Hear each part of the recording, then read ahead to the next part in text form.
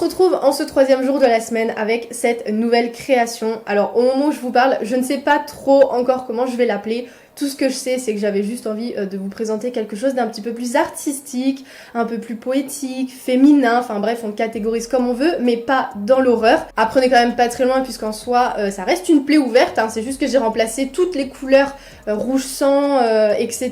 par des ombrages et des couleurs dorées. Voilà. Concernant le niveau de ce maquillage, je dirais qu'on est à la fois sur du accessible et pas tellement.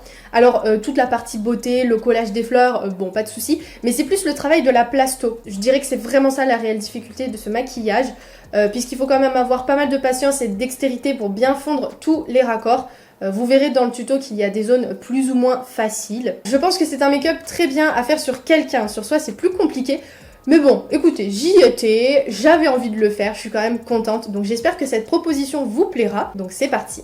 Je commence par mettre mes lentilles, celles de Miss Alens. Pour la base de teint, j'applique l'Angel Veil de NYX. Avec le crayon beige, le Boundless Bisque de Make Up For Ever, je délimite ma zone où il y aura les fleurs. Je prends ensuite ma base à paupières spéciale pigment, alors celle-ci je vous la recommande vraiment si vous avez des fards déjà brillants et que vous voulez les intensifier. Avec l'Aquacolor Fuchsia de Global Color, je viens tracer mon liner et j'avais envie de quelque chose plutôt graphique, donc j'ai d'abord fait une virgule classique, grande, et je suis revenue sur le haut de mon arcade sourcilière. Avec la palette Sugar High de NYX, je prélève ce premier fard que j'applique sur toute ma paupière mobile, puis je rajoute un second un peu plus sombre violet afin de créer des nuances de couleurs qui reflèteront à la lumière. Je crayonne l'intérieur de ma muqueuse avec le crayon Epic Wear, le Magenta Shock. Puis je reviens sur ma palette en mélangeant ces deux fards et j'en applique sur mon coin interne et mon arcade sourcilière. Je restructure mes sourcils d'abord avec le mascara Tint and Brow en brunette, puis le feutre Lift and Snatch en Ash Brown de NYX. Pour le mascara, je ressors mon Under Eyes, on ne change pas une équipe qui gagne. Et pour les faux cils, j'ai choisi les Jezebel, d'ailleurs qui arrivent bientôt en fin de vie, faudra que je pense à les changer. Et pour la frange inférieure, toujours les pas d'Holly Love. Je vais passer à la partie effets spéciaux et pour ça je dépose de la Spirit Gum en premier, qui est une sorte de colle et qui va m'aider dans l'adhérence de la plastona, qui justement je vais utiliser maintenant. Donc pour la déposer en soi rien de compliqué, je fais des boudins assez épais pour avoir du relief. Je découpe les bouts si j'en ai trop. Et par contre bien important d'avoir sous les mains une crème hydratante ou un démaquillant, ça aide énormément pour travailler cette matière. Moi j'utilise celui de Sotis et avec ma spatule je viens lisser les bords tout autour afin que la matière se fonde le plus possible dans ma peau. Si jamais vous avez des petits bouts qui se collent à la spatule, c'est normal, donc vous les essuyez sur un mouchoir, puis vous reprenez votre crème ou démaquillant et vous pouvez continuer. Alors vous verrez qu'avec la plasto, il y a des zones plus ou moins difficiles, comme là les joues, la peau est plus molle donc c'est plus compliqué pour appliquer. Mais avec de la patience et pas mal de démaquillant, je crois que c'est surtout ça, pour pas tout arracher, on finit par y arriver. Quant au plus simple, ce sera les endroits durs comme le front, le nez ou le haut des pommettes.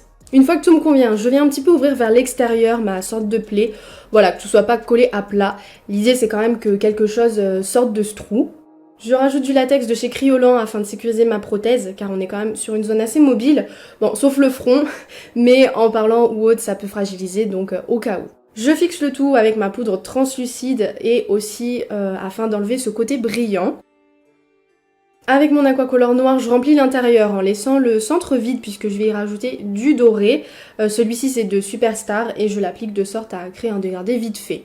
Pour protéger et surtout cacher mon œil, je me mets un petit coton avec du scotch micropore, puis je reprends mon noir et mon doré et je recouvre le tout.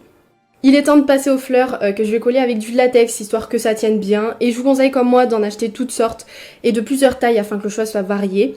Et puis voilà, je les colle un peu comme je le sens, j'essaye de pas mettre les mêmes couleurs côte à côte. Quand j'ai des mini-espaces, je les compte plutôt avec des petites fleurs. J'ai rajouté aussi des sortes de branches, le fait qu'elles sortent plus sur les côtés que les fleurs, je trouvais ça sympa.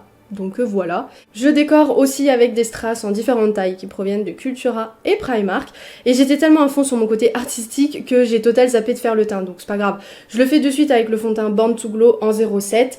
Le correcteur Can't Stop Won't Stop en 0,6 sur mes points de lumière comme d'habitude. Puis je reprends ma poudre translucide de tout à l'heure pour fixer.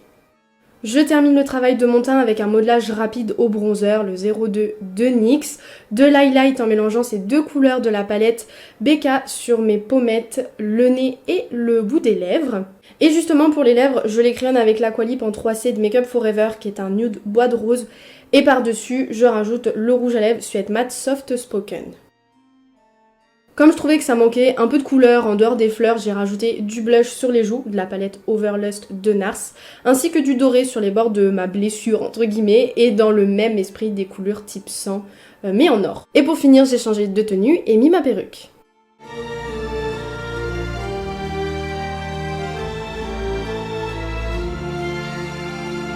On arrive à la fin de cette vidéo, merci de l'avoir regardée si vous êtes arrivé jusque là. Je vais vous faire une outro très rapide parce que là je ne rêve que du jour, c'est d'aller me démaquiller. Parce que autant ce make-up est sympa, mais à porter, c'est pas la même. Donc voilà, j'espère en tout cas que ça vous aura plu. N'hésitez pas à me laisser un j'aime et à me partager vos retours. Ça me fait toujours plaisir de vous lire. Et on se dit à demain. Ciao!